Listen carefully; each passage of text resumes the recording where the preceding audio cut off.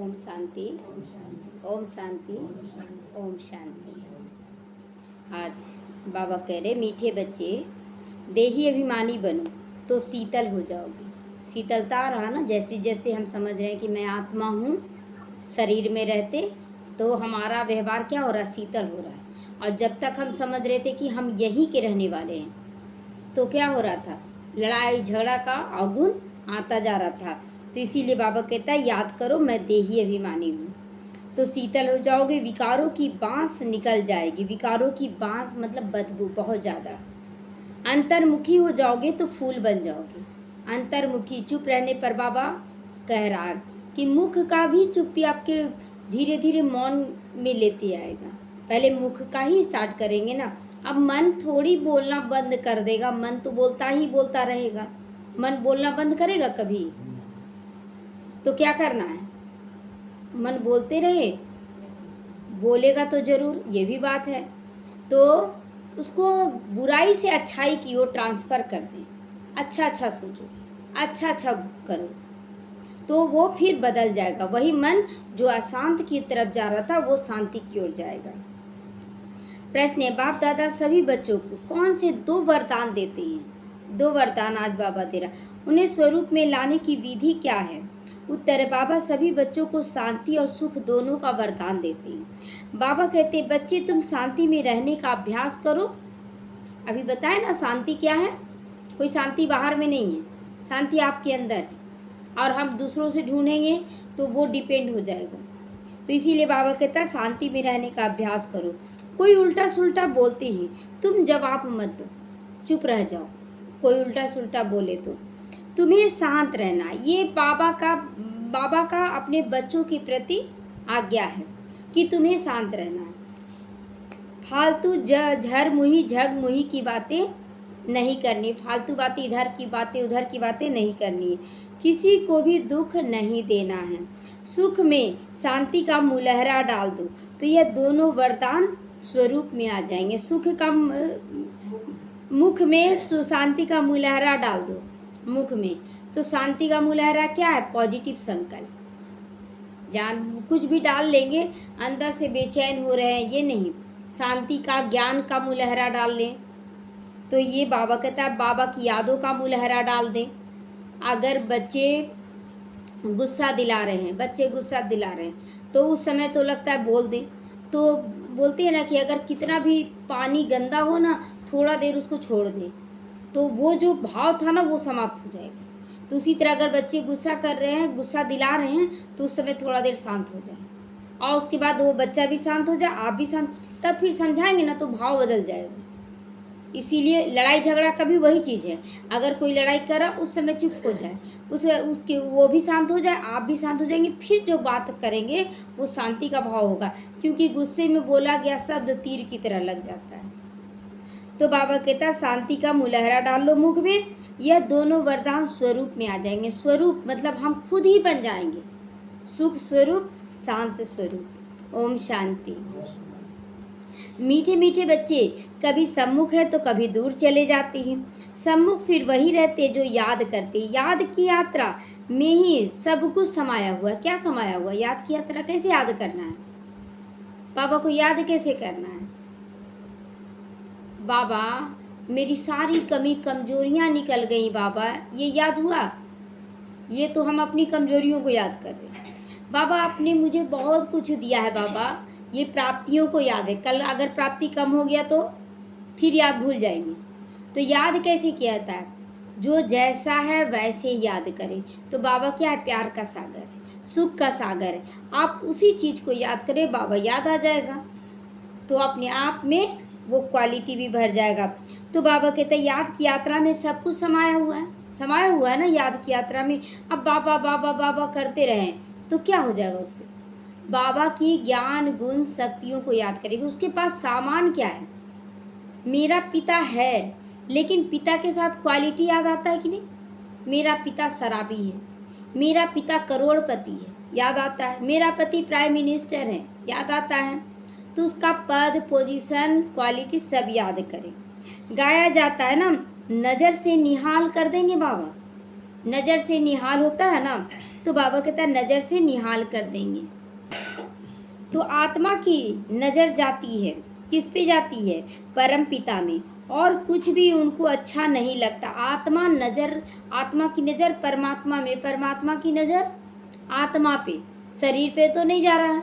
तो शरीर को देखने से ना घृणा आता है कि ऐसा है वैसा है। आत्मा को बार बार याद कर रहे, ये बहुत सुंदर है, क्योंकि वो देखे हैं, वो देखे हैं, जैसा बना कर भेजे वही उनको याद है।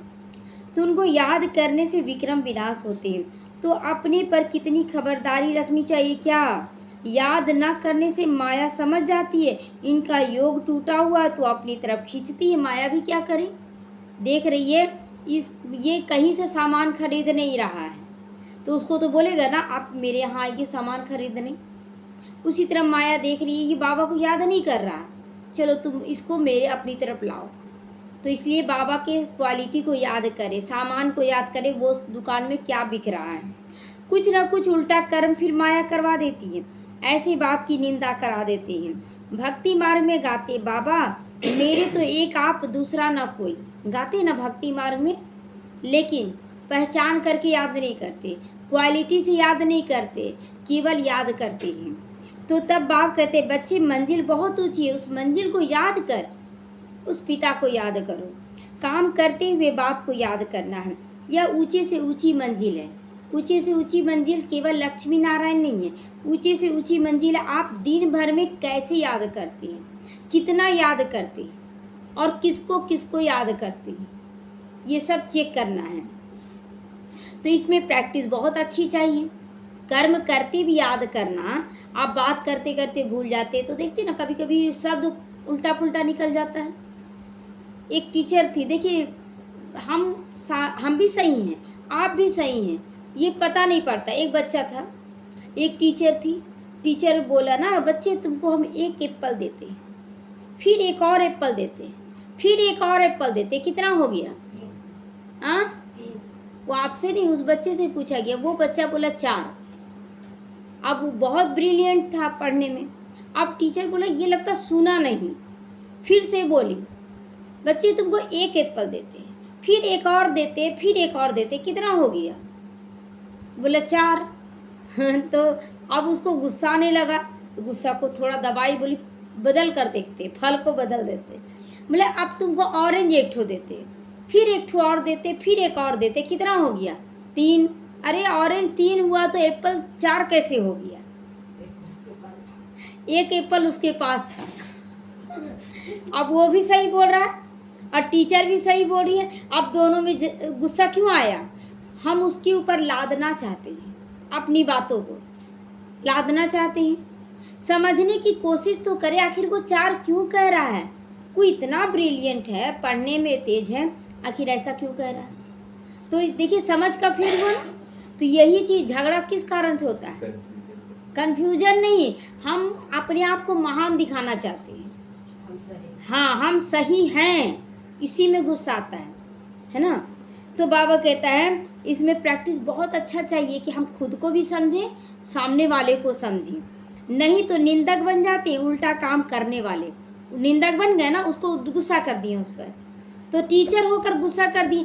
अब जैसे ही बच्चा बोला मेरे पास तो 4 एप्पल क्यों है, क्योंकि मेरे पास पहले से एक ठो है, अब उसका गुस्सा शांत, तो वो छोटा बन गया है कि नहीं? जो टीचर थी वो छोटी बन गई और बच्चा बड़ा बन गया।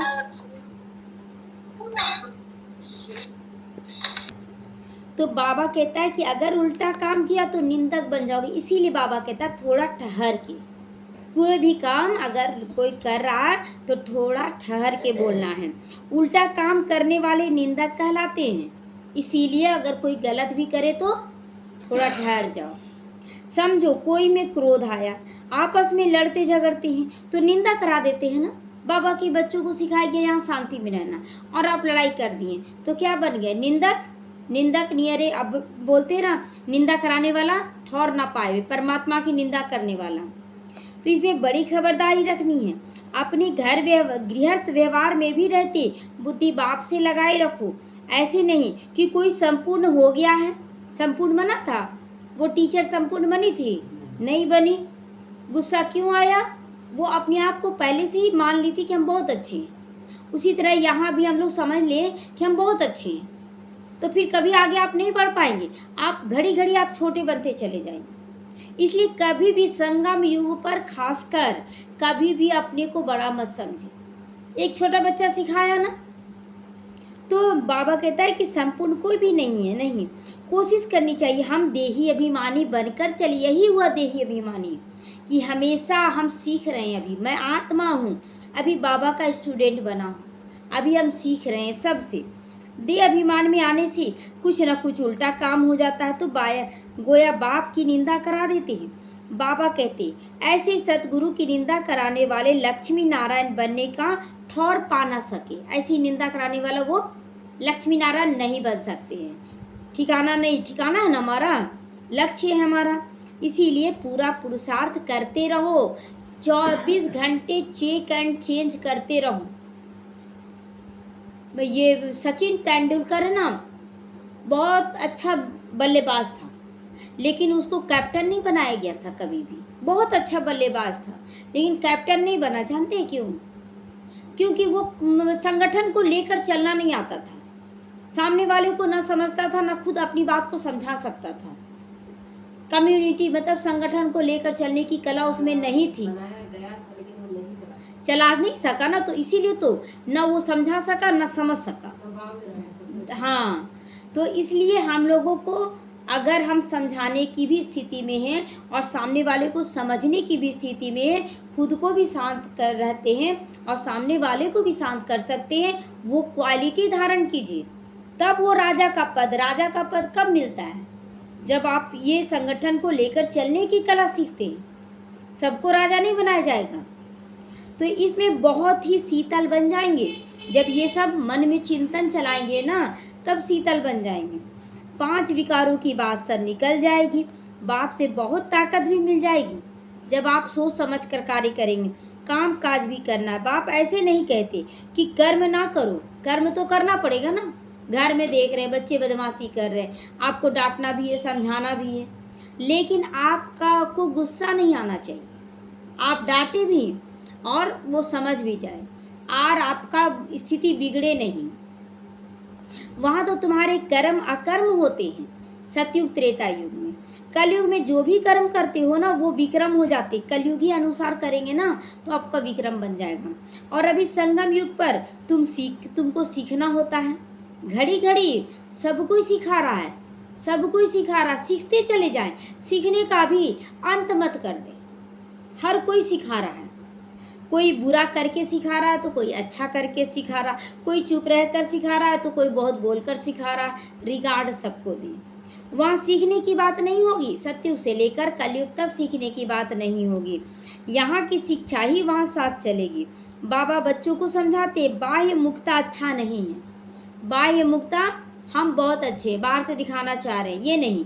अंतर्मुक्ता हम अभी अच्छे नहीं बने हैं, अभी बन रहे हैं। जब तक पूरी तरह से अच्छे नहीं बने हैं, हम इस शरीर में हैं। अंतर्मुखी भवा, बाबा वरदान दे दिया। वह भी समय आएगा जबकि तुम बच्चे अंतर्मुखी हो जाओगे। पहले से हुआ है कि नहीं? पहले से बहुत हुआ। अंतर्मुखी मतलब अंदर में शुभ चिंतन, केवल चुप रहना नहीं। अंतर्मुखी मतलब ज्ञान का चिंतन, बाप का सिमरन, तो सिवाय बाप के और कुछ भी याद नहीं आएगा। ऐसी स्थिति लास्ट में बन जाएगी। तुम आए भी ऐसे थे कि कोई की याद नहीं थी। गर्भ से जब बाहर निकले तब पता पड़ा कि ये हमारे माँ बाप थे। कैसे आए? गर्भ में जब आए कुछ भी याद नहीं रहा। बाहर में आए तब जैसे जैसे थोड़ा थोड़ा बड़े होने लगे बच्चे, ये कौन है? पापा हैं। ये कौन है? मम्मी है। ये भैया। वो देख रहा है, समझ रहा है बच्चा। देखते हैं ना, बच्चा समझता है। बार बार कौन है बच्चे बोलते ना, उसको समझाते हैं, तो वो देखते देखते देखते पक्का कर लेता है, यही मेरा भाई है, यही मेरी माँ है, यही मेरा बाप है। पक्का हो जाता है। तो फलाना ये है, फलाना वो है। तो अब फिर घर जाना है। अब क्या याद करना है कि सिर्फ बाबा ही मेरा अपना है, बाकी सब देधारी, कोई भी अपना नहीं है। तो हम एक बाप के और उनके सिवाय बुद्धि में कुछ भी याद ना आए।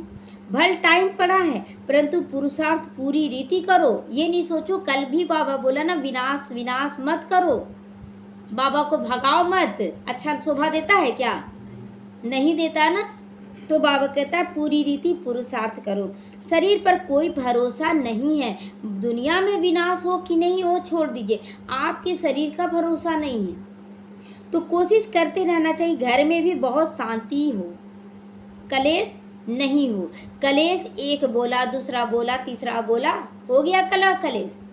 आपको चुप रहना है, जो बच्चे ज्ञान में उसी को समझाया जाएगा। तो नहीं तो सब कहेंगे इसमें ही कितनी अशांति। लोग अशांति वाले को नहीं देखेंगे, ब्रह्मा कुमार कुमारियों को जल्दी देख लेंगे, तुरंत देख लेंगे।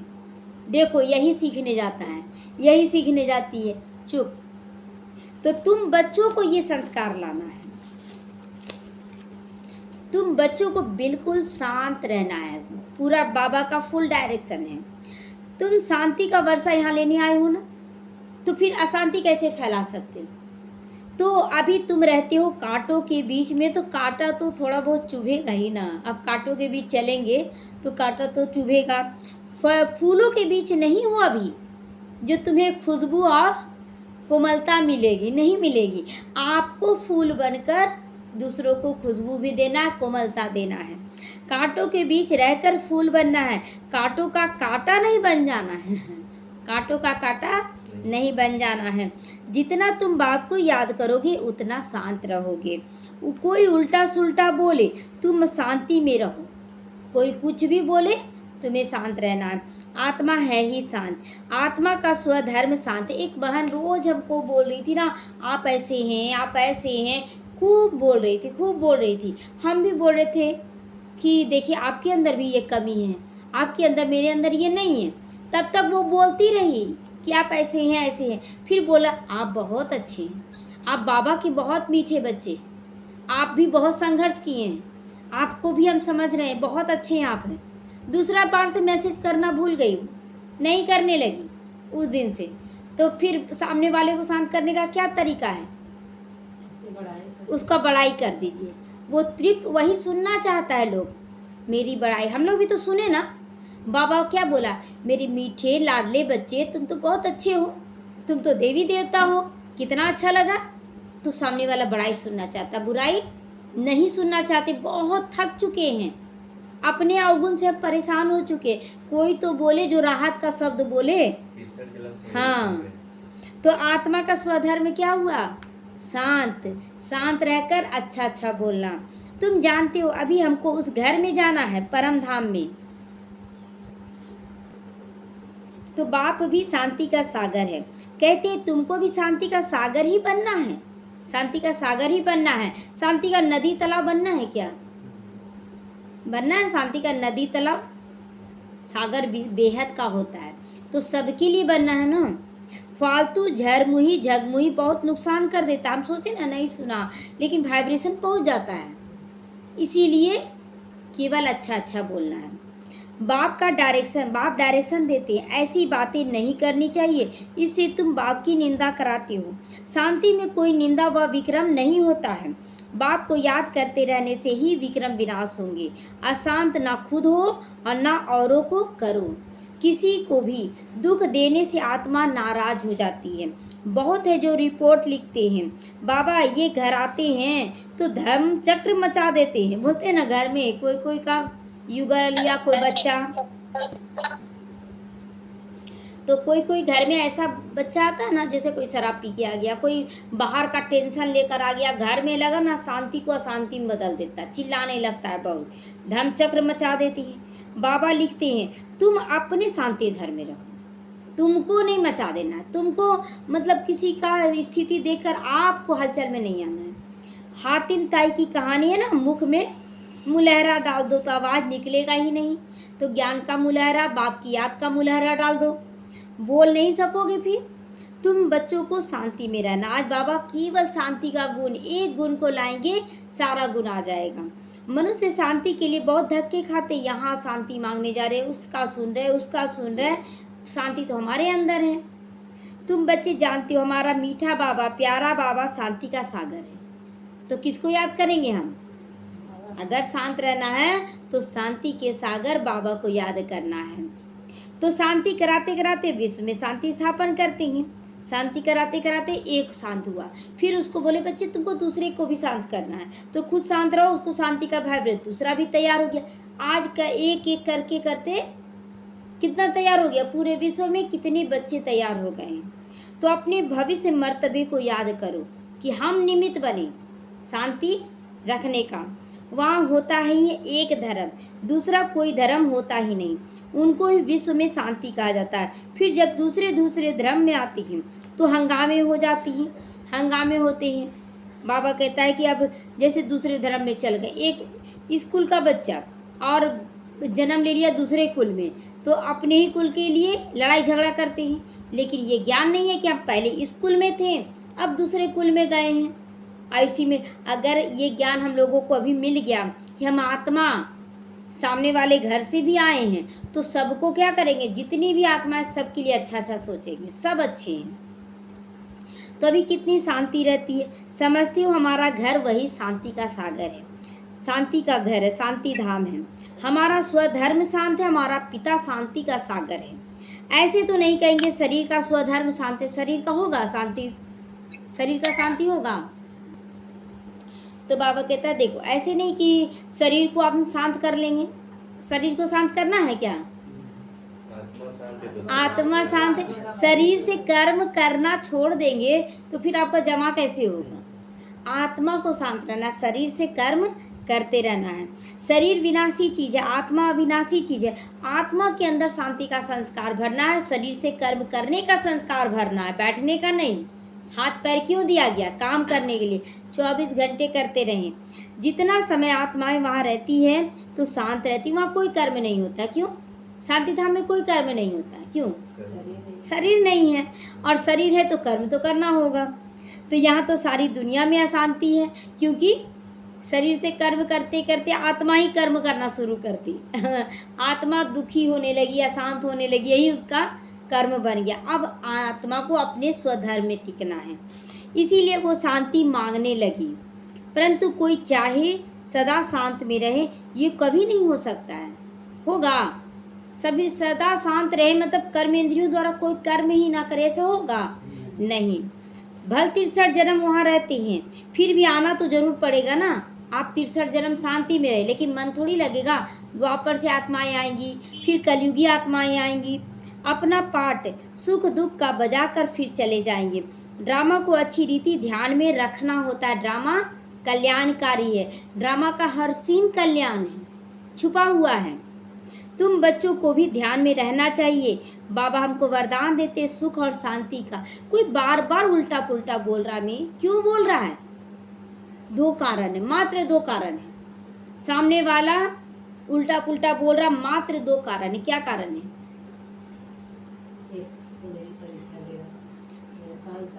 हाँ, एक तो हिसाब किताब चुकतू हो रहा, पहला हिसाब किताब चुकतू हो रहा है, दूसरा मेरी सहन शक्ति को जगा रहा है ना। अब इसमें आप ये बोले सामने वाले का संस्कार है, वो अपना कार्य दिखा रहा है, ये मत बोलिए, नहीं तो आपको उससे घृणा हो जाएगा। अब ऐसा शब्द ही है कि वो अपना संस्कार दिखा रहा, ड्रामा में उसका पार्ट है, आपको उससे घृणा हो जाएगा। लेकिन अगर आप बोलेंगे ना मेरा हिसाब चुकतू हो रहा है, आपको उससे घृणा नहीं होगा, उससे प्यार होगा। दूसरा, अगर आप बोलिएगा वो टीचर बनकर मेरी सहन शक्ति को दिखा रहा है, तो आपको उससे प्यार हो जाएगा। तो शब्दों का खेल है, समझ का फेर है। तो बाबा कहता है कि ब्रह्मा की आत्मा भी सब सुनती है। सबसे नजदीक तो इनके कान ही है ना, मुख के नजदीक क्या है? कान है। तो सब कुछ सुनती है। इनका कान मुख के नजदीक है, तुम्हारा फिर इतना दूर है। अब बोल रहे यहाँ और सुन रहे वहाँ, तो दूरी हुआ ना। लेकिन सबसे पहले क्या कौन सुनते? ब्रह्मा बाबा, क्योंकि दोनों आत्मा यहाँ बैठी है। यह झट सुन लेते हैं, सब बात समझ सकते हैं। बाप कहते हैं मीठे बच्चों, मीठे मीठे तो सबको कहते रहते हैं, क्योंकि बच्चे तो सब है ना, सब तो उनके बच्चे हैं। जो भी जीव आत्मा है वह सब बाप के बच्चे, अविनाशी बच्चे हैं। तो शरीर तो विनाशी है, बाप अविनाशी है, बच्चे आत्माएं भी अविनाशी हैं। बाप बच्चों से वार्तालाप करते हैं, इसको कहा जाता है रूहानी नॉलेज। रूहानी बात हो रहा ना, ये हमारे बीच रूहानी बात हो रहा, शरीर के अनुसार नहीं हो रहा। सुप्रीम रूह बैठ रूहों को समझाती है। रूहों को समझाते बाप का प्यार तो है ही, जो भी सब रूहें हैं भल तमो प्रधान है। जानते हैं हम जब घर में थे तो सतो प्रधान थे, सबको कल्प कल्प हम आकर शांति का रास्ता बताता हूँ। शिव बाबा क्या बोल रहा है, सबको आकर हम शांति का रास्ता बताते हैं। वर देने की बात नहीं है, वरदान देगा तो सबको देना पड़ जाएगा। तो वरदान भी काम तभी आता है जब आप उसको अच्छे कार्यों में लगाते। देखते हैं राक्षसों को जितना भी वरदान मिला तो उसके पीछे एक नियम बाप कोई भी लागू कर दिया कि तुम ऐसा करोगे ना तो खत्म हो जाएगा वरदान, है ना। तो इसीलिए वरदान तभी काम आएगा जब आप उसको यूज करना जानेंगे। सुई को सिलने का काम है, वो सिलने के ही काम आना चाहिए। तलवार का काम है सर काटना, उसको सुई नहीं बना सकती। तो ये ज्ञान होना चाहिए, है ना। अगर कपड़े में घुसा दे तो तलवार को कपड़ा ही फाड़ देगा, और सुई घुसा दे तो वो सिलाई कर देगा। समझ है, समझ है। तो ऐसे नहीं कहते धनवान भव आयुष्मान भव, बाबा ऐसा बोलेंगे धनवान भव आयुष्मान भव नहीं। सतयुग में तुम ऐसे बन जाओगे, जब तुम यहाँ से संस्कार ले जाओगे ना तो वहाँ आपरूपी बन जाओगे। लेकिन यहाँ संस्कार बनाना है, आशीर्वाद नहीं करते हैं बाबा। कृपा व आशीर्वाद यहाँ नहीं मांगनी। कुछ दिन पहले बाबा बोला ना आशीर्वाद मांगना है या कृपा बरसवाना है तो कहाँ जाओ, बाहरी गुरुओं के पास जाओ, साधुओं के पास जाओ। बाप बाप भी है तो टीचर भी है, यही बात याद करनी। बाप बाप भी है, बाप लायक देखना चाहता है, टीचर भी लायक बनाना चाहता है, वरदान ये नहीं। तो अहो ओहो शिव बाबा बाप भी है, टीचर भी है, ज्ञान का सागर भी है, कितना याद करना चाहिए उनको। तो बाप ही बैठ अपना और रचना के आदि मध्य अंत का ज्ञान दे रहे हैं, तो जिससे तुम चक्रवर्ती महाराजा बन जाते हो। देखिए कोई भी शब्द कहने का भी भाव व्यक्त करने का अलग अलग आवाज़ होता है, आवाज़ में भी चेंजिंग। अगर जो बोला ना कि तुम मुझे खून दो मैं तुम्हें आज़ादी दूंगा, बोला ना, तो अगर ऐसे हंस के बोल दे तुम मुझे खून दो मैं तुम्हें आज़ादी दूंगा, ऐसे बोल दे तो प्रभाव पड़ेगा, उसको जगाना पड़ेगा ना। अगर रो के बोले तुम मुझे खून दे दो मैं तुम्हें आज, ऐसे भी नहीं। देखिए आवाज लाउड होना चाहिए, कहाँ, हाँ, इसका कंट्रोलिंग पावर होना चाहिए हमारे अंदर कि कब कैसे किस भाव से बोला जाए, तब आपका असर सामने वाले पर पड़ेगा। तो आप संगठन में गए हैं, आपको ऊंचा आवाज़ तो क्या आत्मविश्वास के साथ बोलना पड़ेगा, तब वो सामने वाले पर। बाबा ज्ञान दिया, लंबा चौड़ा ज्ञान देकर आ गए तो उस पर असर ही नहीं। मेरा काम था ज्ञान दे देना, हो गया। हाँ, तो ऐसे थोड़ी है, उस ढंग का उसका भाव होना चाहिए, उसका प्रभाव पड़ना चाहिए, आवाज़ वैसा होना चाहिए, आत्मविश्वास होना चाहिए। बहुत सारा क्वालिटी छुपा हुआ आवाज़ में, है ना। तो ये बहुत सुंदर हमको लग रहा था ना कि सही में अगर वो बोल देता ना तुम मुझे खून दो मैं तुम्हें आज़ादी दूंगा, तो बड़ा अजीब लगता है ना। लेकिन बोले नहीं, देश को आज़ाद कराना है तो तुम मुझे खून दो, मतलब तुम अपना सब कुछ समर्पण करो, तब वो आज़ादी देगा। तो ये सारा ऑलराउंडर चक्र है। बाप समझाते इस समय सारी दुनिया रावण राज्य है। रावण सिर्फ लंका में नहीं है, यह बेहद की लंका बन गई है कि नहीं। चारों तरफ लंका, सोने की लंका, तो चारों तरफ पानी है। सारी लंका रावण की थी, अब फिर राम की बनती है, वही लंका फिर सोने की ही रहेगी। लेकिन ये सोने का पानी है, ये परख आपको होना चाहिए, हमको होना चाहिए कि सोना है कि सोने का पानी है। आपको परखना, सोना देखते हैं ना जाते तो सोना है कि नहीं। एक बार सोने का एक जेवर लिए, तो जो जेवर लिए ना तो उसमें ऊपर में टॉप्स टाइप का था बना हुआ और नीचे से झुमका लटका हुआ था, है ना। और सोने का पानी लगा दिया, वो तो सोने के भाव हमको दे दिया। अब कुछ समय जब पहन लिए तो वो सोने का पानी हट गया, अंदर जो मोटा जो झुमका लटका हुआ था ना मोटा था, और वो मोटा लोहे का था। अभी भी वो जेवर रखा हुआ है, उसके अंदर लोहे का दे दिया। तो परखना ना, अभी सब कुछ तमो प्रधान रावण राज्य कुछ भी हो सकता है। आप लोहे को किस भाव से खरीद लिए, सोने के भाव से। परखना है।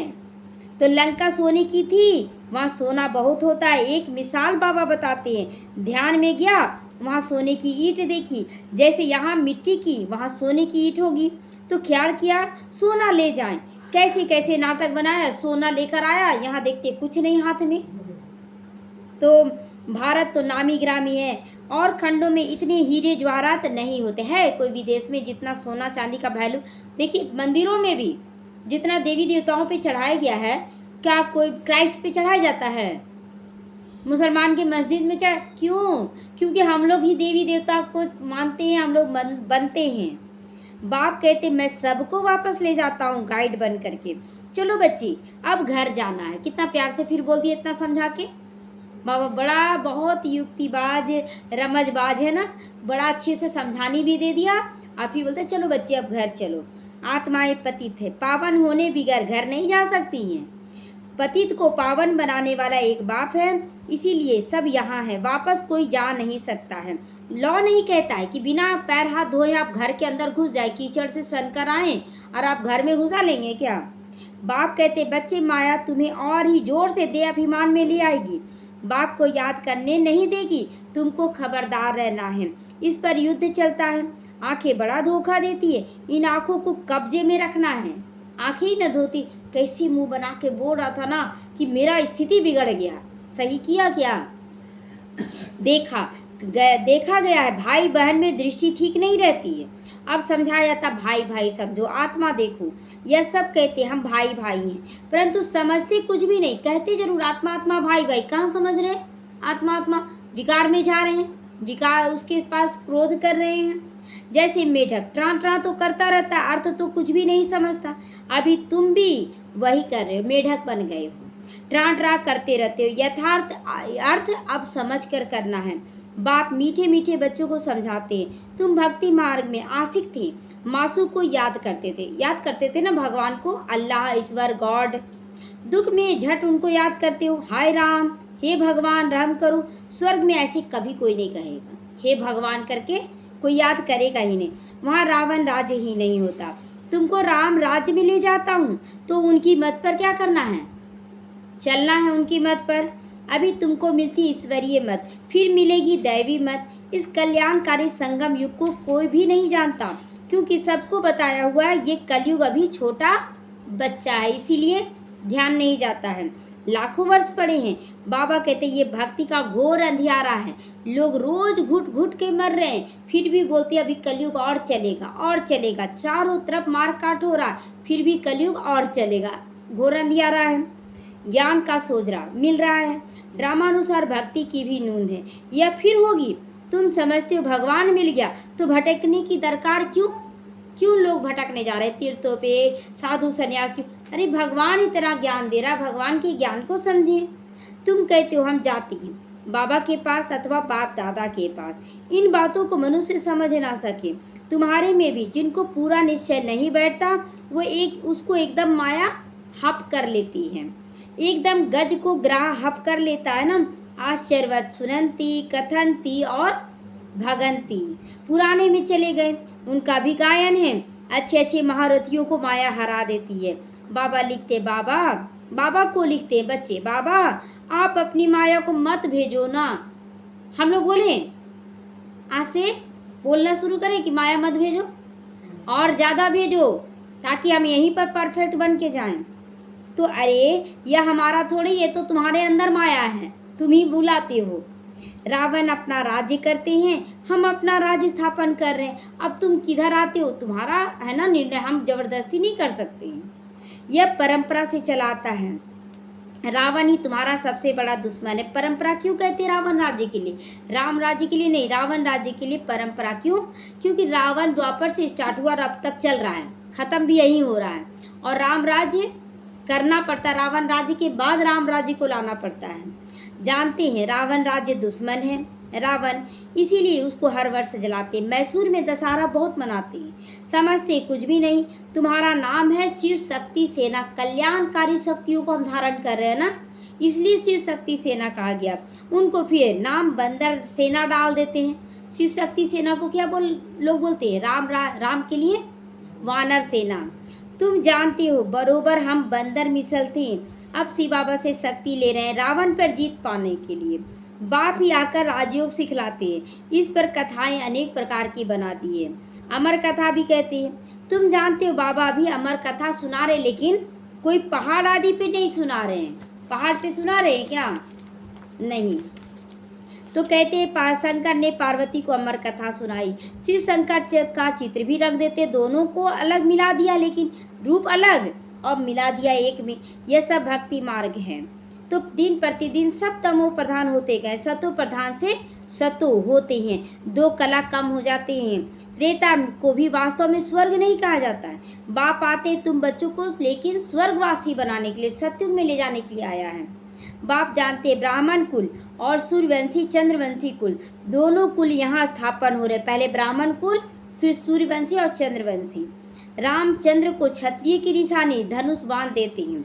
तुम सब क्षत्रिय हो ना, जो माया पे जीत पाते। पहले तो क्षत्रिय ही बनते हैं ना, फिर सूर्यवंशी बनते हैं। कम मार्क्स के से पास होने वाले को चंद्रवंशी कहा जाता है। इसीलिए राम को बाण दे दिया गया है, कम नंबर है वो। हिंसा तो त्रेता युग में होती नहीं, लेकिन गायन में राम राजा, राम प्रजा, राम साहूकार, सब कुछ वहाँ राम होता है। परंतु यह क्षत्रियपन की निशानी दे दी तो मनुष्य मूंझ जाती है। अच्छा कैसे? यहाँ तो युद्ध का दिखा रहे हैं, तो वास्तव में राम राजा राम प्रजा कहाँ होगा? सतयुग में होगा। यह हथियार आदि होते नहीं वहाँ। शक्तियों के लिए भी काम कटारी आदि दिखाती हैं। समझते कुछ भी नहीं। दिखाए ना राम राज्य में, मतलब त्रेता में दिखाए ना कि रावण आ गया, काम कटारी चला रहा था। तुम बच्चे अभी समझ गए हो, बाप ज्ञान का सागर है। इसीलिए बाप ही आदि मध्य अंत का सारा राज समझाती है। बेहद के बाप का जो बच्चों से प्यार है वह हद का बाप हो ना सके। बेहद का बाप आत्माओं से प्यार करते, वो हद का बाप कैसे होगा? 21 जन्मों के लिए बाप बच्चों को सुखदाई बना देती है। तो लवली बाप है ना, 21 जन्म दे दिया वर्षा। कितना लवली है बाप, जो तुम्हारे सब दुख दूर कर देते हैं। सुख का वर्षा मिल जाता, वहाँ दुख का नामो निशान नहीं रहेगा। सत्युग में अभी यह बुद्धि में रहना चाहिए, यह भूलना नहीं चाहिए कि हम कहाँ की तैयारी कर रहे हैं। सत्युग की कितना सहज है, सिर्फ मुरली पढ़कर सुनानी है। फिर कहती है ब्राह्मणी चाहिए, ब्राह्मणी बिगड़ धारणा नहीं होती है। बाबा कहता है, बच्चे बोलते हैं इस ब्राह्मणी को भेजो, क्यों हम फंसी? किसी में नहीं फंसना, खुद तैयार हो जाओ। अरे सत्यनारायण की कथा तो छोटे बच्चे भी याद कर सुना देते हैं। मैं तुमको रोज रोज समझाता हूँ, फिर भी तुम बोलते हो ब्राह्मणी को भेजो, ब्राह्मणी को। अलफ को याद करो, यह ज्ञान 7 रोज में बुद्धि में बैठ जाना चाहिए, परंतु बच्चे भूल जाते हैं। बाबा वंडर खाते हैं कि कितना समझाने के बाद भी बच्चे नहीं समझते। अच्छा, मीठे मीठे सीखी लदे बच्चों प्रति माता पिता बाप दादा को याद प्यार और गुड मॉर्निंग। रूहानी बाप की रूहानी बच्चों को नमस्ते। हम रूहानी बच्चों की रूहानी माता पिता बाप दादा को याद प्यार गुड मॉर्निंग नमस्ते। शुक्रिया बाबा, शुक्रिया। धारणा के लिए मुख्य सार है, बाप से आशीर्वाद व कृपा नहीं मांगनी। आज से बाप टीचर गुरु को याद कर अपने ऊपर आप ही कृपा करनी है। रोज ज्ञान सुनकर धारण करना है। माया से खबरदार रहना है। आंखें धोखा दे देती हैं, इन्हें अपने अधिकार में रखना है।